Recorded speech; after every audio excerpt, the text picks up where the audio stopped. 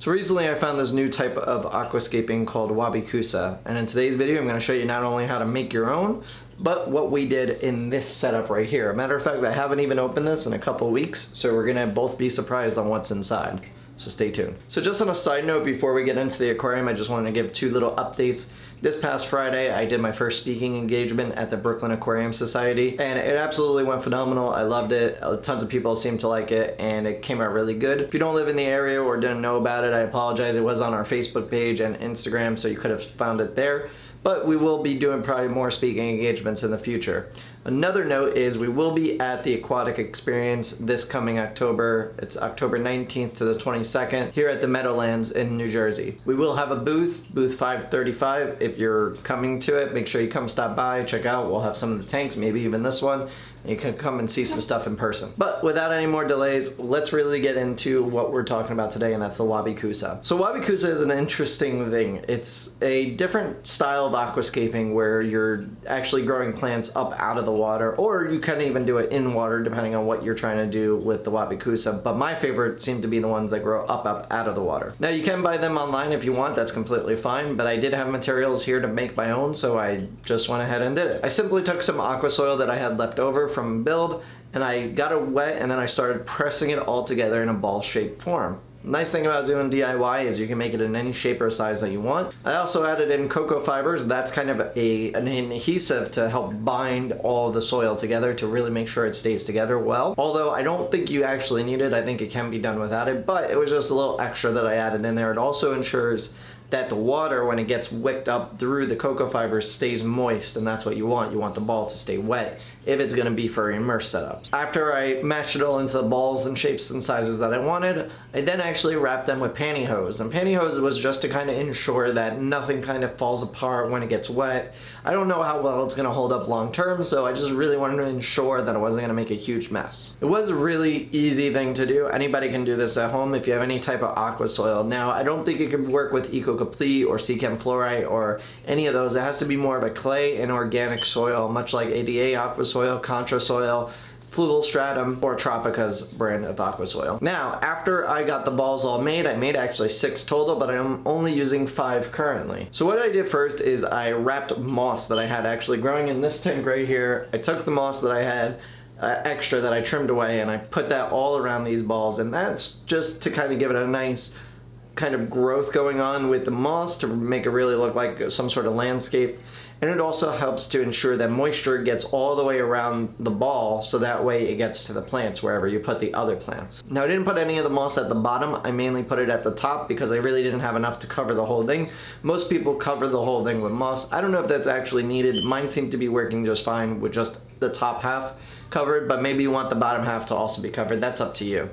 I use simple cotton string to secure the moss to the Wabi Kusa balls, but you could use really anything. Fishing line, you could probably even super glue it if you wanted to, but string usually tends to be the easier way. After that, I used a pair of scissors and some fine tweezers to basically stick the plants down into the Wabi Kusa as much as I possibly can, so that way they're kind of in the middle of the ball, and they're able to get all the water that's being whisked up by the different types of things like the moss and the cocoa fibers.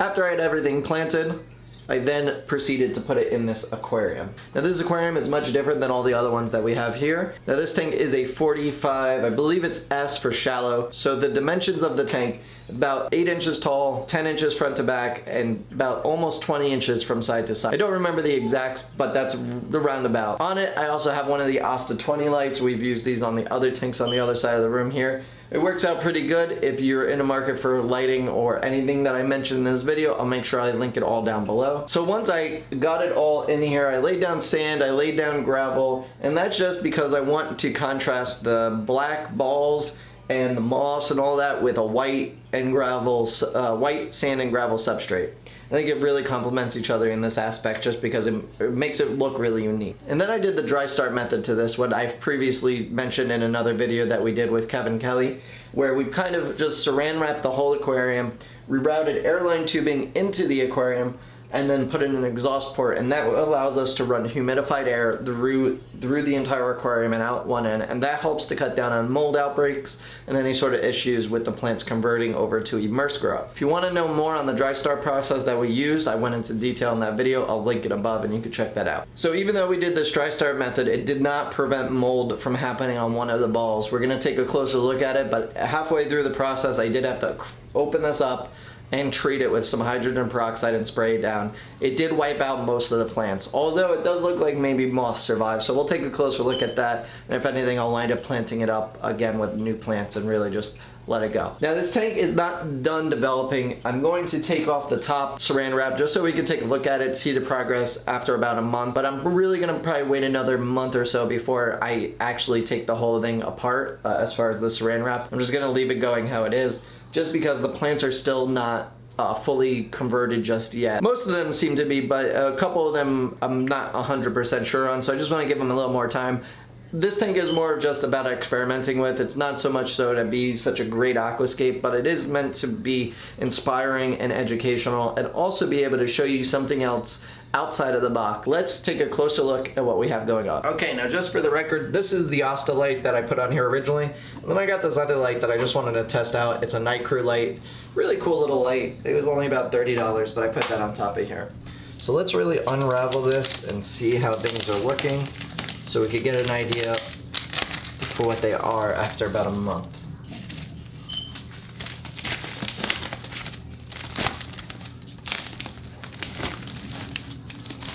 You can see here the plastic is dripping with all that moisture, but let's take a closer look at the plants. Okay, so here we go. It is now open, and this is what we have that we're working with. So let's start left to right, because left to right is the first one. This one here is actually the one that was infected with some mold. So I came in here and I sprayed it with some hydrogen peroxide mixed with water. The hydrogen peroxide will kill most plant matter, and so that's what looks like happened. It did kill most of the plants that I had growing on here, except for some of the moss that survived. I don't know what I'm going to do with that. I may just remove it, but we'll see. Next up, this one right here. This one's looking pretty dang good. So we got, I don't even remember all the plants that I put in here, but this looks like it may be a limno or a pentanel, a ludwigia. Then I could put a crypt in here. I have some, this is Hygropolisperma sunset. This is a rare, illegal, invasive plant. We also have some Anubis that I put right there. Let's see if I can get a better shot. Some Anubis. And we also have some Monte Carlo, those bigger, tiny green leaves there. That's some Monte Carlo. And it looks like this stem fell off. This was actually a Ludwigia that I had put in here. It somehow attached itself. I'm going to leave it be for right now. Next up is the middle one. This one actually looks pretty dang good. I like the clover here, the hydrocodal. Then we have some Ammonias, or I think this is actually AR. This is AR. Alternia renaki, and then we also have some hygro olive leaf, which I was curious to see how this is going to look. And then I think this might be some ammonia as well. They look really good. The ones that came out nice look good, and you can see here it's trailing into the water, so that's what makes this really cool. And you can notice the water is perfectly fine, no algae, nothing really going, so it's doing well. This one really didn't do much. We've got a little piece of Anubis there.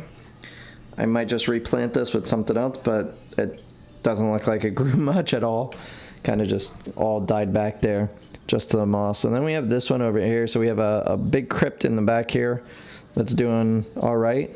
We have some Alternias Radakis there. And then we have a couple of smaller leaf plants that don't know if they made it. Some look okay, but we definitely got two that look really good, this one and this one. So that's why I did more than one, because I wasn't sure how it was going to work, if I was going to have success or failure with it. But overall, I think they came out really nice looking. I think they're really cool. So you could do many other things with Wabi Kusas. You don't necessarily need to keep them in a tank like this that's half full of water. You could actually put this in like some sort of saucer in a living space and just leave it in there. You could put it in an aquarium completely submerged if you wanted to. It's really a matter of your imagination and what you want to do with it. But I do love how these came out because the moss just really like makes it look like a little landscape. And as the plants so when they eventually get tall enough, because what's going to have to happen is, so what I'll do is I'll actually poke a couple holes in this cellophane in the next couple weeks, and that'll allow it so that way it still stays humid enough, but some humidity evaporates. And then maybe the week after that, I'll poke a couple more holes, and that'll lessen the humidity. And that way it brings it up to more of the room humidity that's inside the room, and that way the plants will slowly adjust to that. And that'll make them really easy to grow up out of the aquarium, because my idea is to just have these things flooding out of the aquarium, just massively tall growth, not needing to be underwater, and I think it'll look really cool. I do also have another idea for this aquarium, so we're gonna see how this goes, and then I may decide to change it up, possibly still using the Wabi Kusas in the new design, but I did come up with a really cool idea that I want to do. And this is really the only tank that I could do it in, so we'll have to see in the future. I may actually do it in the other tank that I have that's similar to this. But yeah guys, that's Wabi Kusa. But anyway guys, that's the end of the video. If you enjoyed it, make sure you hit that like button and let me know down in the comments below, are you going to do Wabi Kusa? Have you done one before? And maybe send me some pictures on Facebook and Instagram of what you've already set up with Wabi Kusa if you have, because I think it's really cool. It's something that I find more fascinating than regular aquariums, and I think it's just something that I'll probably be doing more of in the future. And if you're new here and you haven't seen our last video, we did a video showcasing from day one of us moving into the house to where we are now with our downstairs fish room. So make sure you click up here to check that out. And if you want to check out the video on the perfect aquarium plant, you can click right there. And I will see you next time.